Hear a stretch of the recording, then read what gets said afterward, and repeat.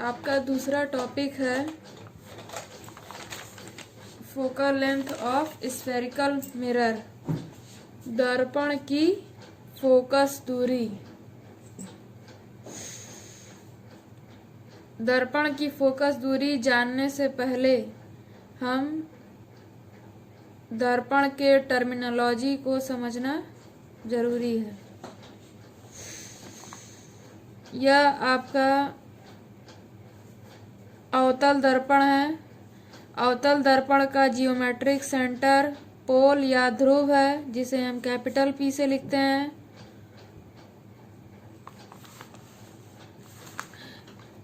यदि दर्पण गोले का एक छोटा सा पार्ट है, अगर हम उसको आगे बढ़ाते हैं तो वह एक संपूर्ण गोला बन जाएगा, जिसका एक केंद्र होगा। उस केंद्र को हम वक्रता केंद्र, centre of curvature, capital C से लिखते हैं। कैपिटल C और कैपिटल P से होकर जाने वाली रेखा मुख्य अक्ष कहलाती है।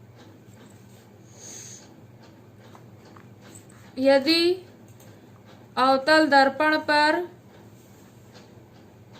प्रकाश डालें तथा वह प्रकाश मुख्य अक्ष के समानांतर हो, तो वह दर्पण से परावर्तन के पश्चात किसी बिंदु पर आकर फोकस हो जाती हैं या एकत्रित हो जाती हैं। उसे अवतल दर्पण का फोकस बिंदु कहते हैं। फोकस बिंदु F से P ध्रुव तक की दूरी फोकस दूरी कहलाती है। जैसा कि हम देखते हैं कि यह दूरी कार्टेशियन साइन कन्वेंशन से निगेटिव है, अतः अवतल दर्पण की फोकस दूरी को निगेटिव से लिखा या ऋणात्मक लिखा जाता है। इसी तरह हम उत्तल दर्पण पर आते हैं। उत्तल दर्पण में चमकीला भाग उभरा हुआ होता है तथा पॉलिश किया हुआ भाग जो है वह गहरा होता है। अतः अवतल दर्पण पर जब हम प्रकाश डालते हैं तो वह दर्पण से परावर्तन के पश्चात फैल जाती हैं तथा अगर हम इन किरणों को पीछे बढ़ाएं तो वह एक बिंदु पर मिलती हुई प्रतीत होती हैं, जिसे हम उत्तल दर्पण का फोकस पॉइंट या फोकस बिंदु कहते हैं।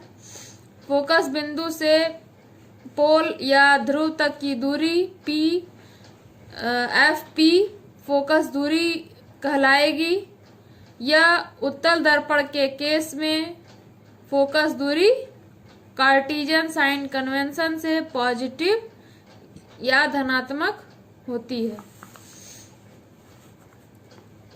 यदि दर्पण पर पड़ने वाला प्रकाश मुख्य अक्ष के समानांतर न होकर मुख्य अक्ष से कोई कोण बनाते हुए दर्पण पर गिरे, तो दर्पण से परावर्तन के पश्चात वह मुख्य अक्ष से कुछ दूरी पर मुख्य अक्ष से परपेंडिकुलर किसी पॉइंट पर फोकस होता हुआ प्रतीत होता है।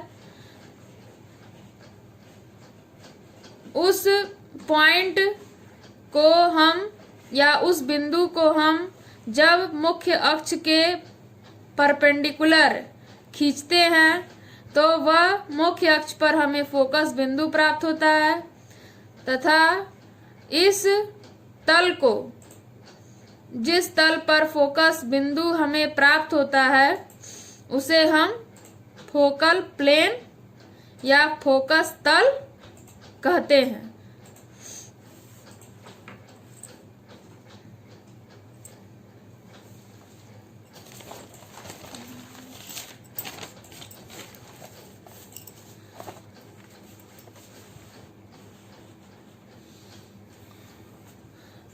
इसके बाद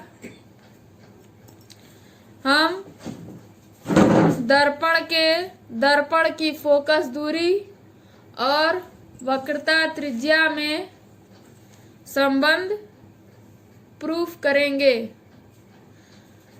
संबंध फोकस दूरी और वक्रता त्रिज्या में क्या है? F = R/2, जहाँ F दर्पण की फोकस दूरी तथा R दर्पण की वक्रता त्रिज्या है।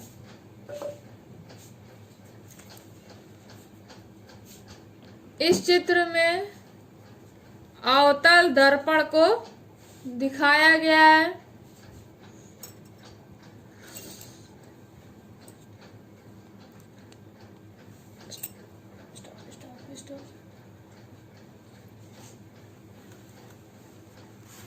अवतल दर्पण को दिखाया गया है। यदि हम मुख्य अक्ष के समानांतर प्रकाश डालते हैं तो वह फोकस से होकर के दर्पण से परावर्तन के पश्चात फोकस से होकर के जाएगी तथा वक्रता केंद्र से जो भी प्रकाशीय किरण जाती है तो वह दर्पण से परावर्तन के पश्चात उसी दिशा में वापस लौट जाती है। यदि हम थीटा एंगल बनाएं तो MCD थीटा है तथा MFD 2 थीटा होगा और किरण AM तथा किरण MQ में किरण AM आपतित किरण है तथा किरण MQ परावर्तित किरण है और CM दर्पण पर डाला गया अभिलंब है। तो परावर्तन के नियम के अनुसार एंगल AMC व CMQ आपस में बराबर होंगे, जिसको थीटा लिया गया है। अब angle MCP = theta and angle MFP = 2 theta. हम चित्र से देखते हैं कि tan थीटा बराबर MD/CD तथा tan 2 थीटा बराबर MD/FD। क्योंकि थीटा एंगल बहुत छोटा है अतः हम tan थीटा को थीटा तथा tan 2 थीटा को हम 2 थीटा कंसीडर कर सकते हैं। अतः इन दोनों इक्वेशन को आपस में बराबर करने पर MD/FD = 2MD/CD, जिससे FD = CD/2 प्राप्त होता है। अब हम कार्टेशियन साइन कन्वेंशन से FD बराबर -F लिखेंगे तथा CD/2 बराबर -R/2 लिखते हैं। माइनस साइन खत्म हो जाएगा तो F = R/2।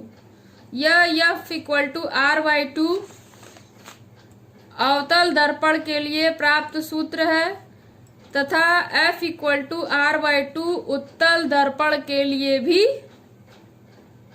वही रहेगा।